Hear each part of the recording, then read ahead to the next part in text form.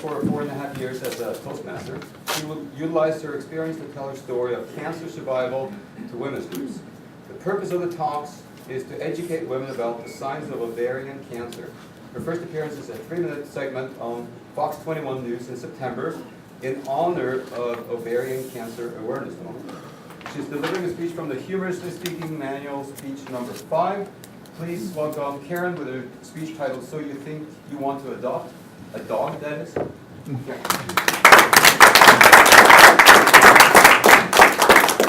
Mr. Toastmaster, fellow Toastmasters, and guests. Making the decision to adopt a dog is a serious one. There are 3 things you need to consider. Contemplate the breed and how well that breed gets along with your family and your family's lifestyle. If there's any known history about the dog, read it.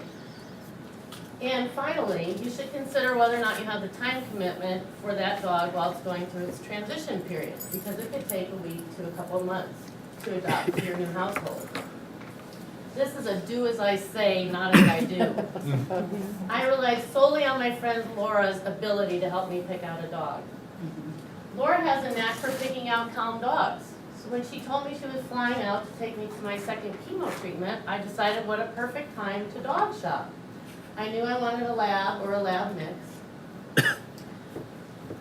So I did some online shopping and found Matilda Louise. She was a lab Shar-Pei boxer mix at Denver's no-kill shelter, Max Fun. That should have been my first clue, because Max Fun translated from Latin means nobody else wants me. Max Fun is close to Swedish Medical Cancer Center where I had my treatment. So after treatment, we drove to the facility and walked through the entire facility. No Matilda Louise. We asked at the front desk, where's Matilda Louise? We were told she was adopted out because they were bursting at the seams, and she was at a local Camp Bow Wow. So that should have been my second clue. Laura and I get to Camp Bow Wow, and the staff is thrilled to see us. Matilda Louise is brought out. They call her Tilly.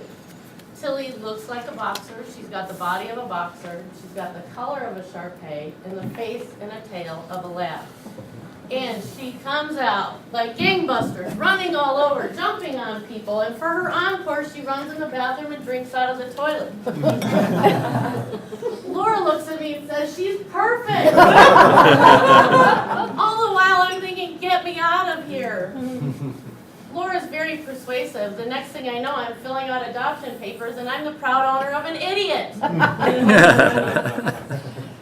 She does pretty well in the car on the way home, but we get home, and this is that adjustment period I talked about. I didn't research this. So she runs all over the house. She jumps on the furniture. She chews on my shoes, and she pees on the carpet.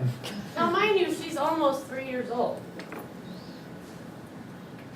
A few days later, a friend brings over, the chemo meal, and I've got this big tray of food in a lasagna pan. Thank goodness I scooped some out, I put some on a plate, threw it in the microwave.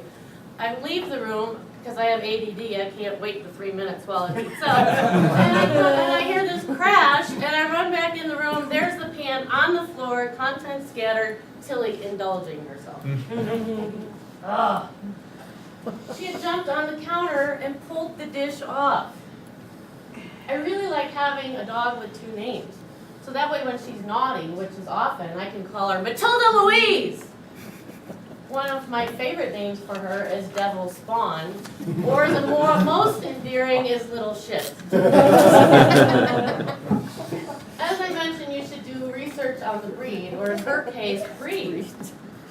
The boxer is bright, energetic, playful, even-tempered. The Shar-Pei is independent, reserved, headstrong, a formidable guardian. As a lab, she's devoted and loyal, not suited as a guard dog. No wonder why she's confused.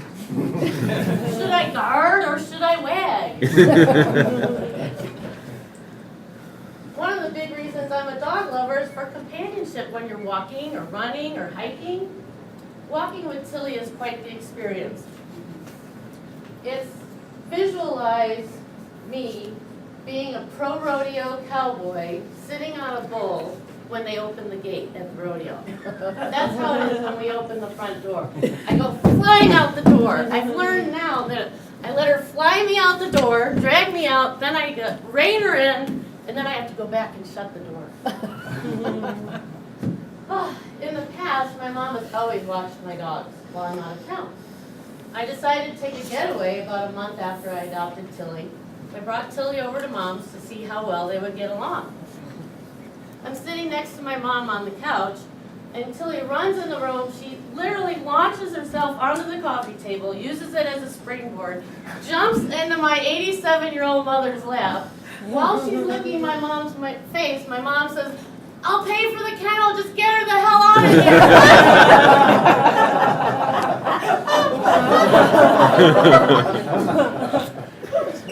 We have a local Camp Bow Wow just down the street, and those people are angels, so I called to see if they would take Tilly. They said, "Well, you have to interview first." Oh my God, what am I going to do? I'm devastated. Somehow, don't know how, they don't have tough standards, she passes the interview process. The entire time I'm gone, I'm expecting a phone call saying, "Come pick up your crazy dog." The phone never rings. I pick her up at the designated time. She gets a glowing report. "Oh, Tilly was wonderful. She got an A+ on her report card." Tilly and I have been together for 4.5 months now, and I have to say she is making progress, and we did just start obedience training. So hopefully I can teach an old dog new tricks. Once again, making a decision to adopt a dog is a serious one, or in my case, the topic of your next humorous speech.